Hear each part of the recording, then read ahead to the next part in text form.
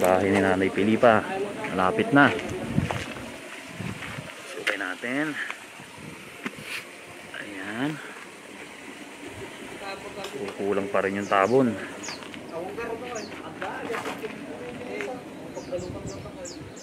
Ayan, dinidivisionan na. May division na, 2 kwarto. Ayan, tapos dito yung magiging lababo. Tapos ito, sala. Ayan, malaki nga. Ito. Ayan. Ito isang kwarto. Tapos ito yung isang kwarto naman. Yan. Okay. So dito. Ha? 2 pa. 2 tabon pa, no? Oo. Naku, nakakamagkano na tayo sa tabon. Nakaka-10 na tayo.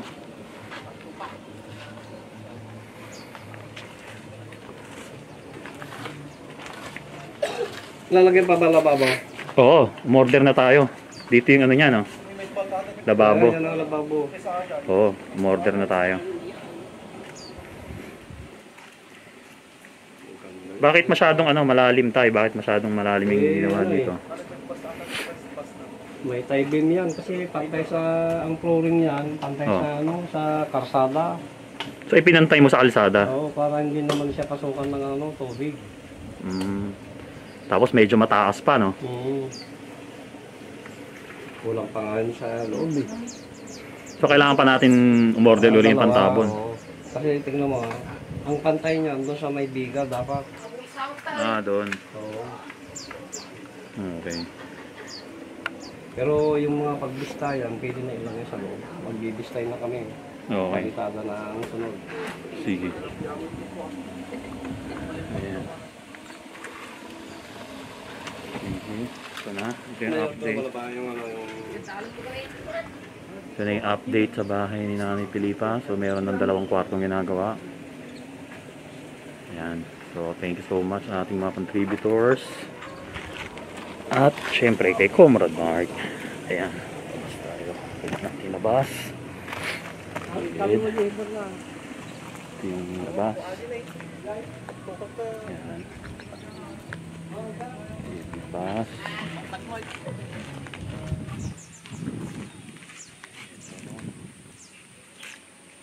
Ayan. So malaki rin. Malaki rin yung bahay ni Nanay Pilipa.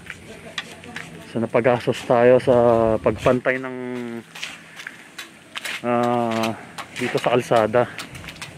Ito pinaka nilagyan nila ng 4 na poste, nilagyan nila ng tie beam. So kailangan din tabunan ng panambak. Yan. So thank you so much. Yan. Sige.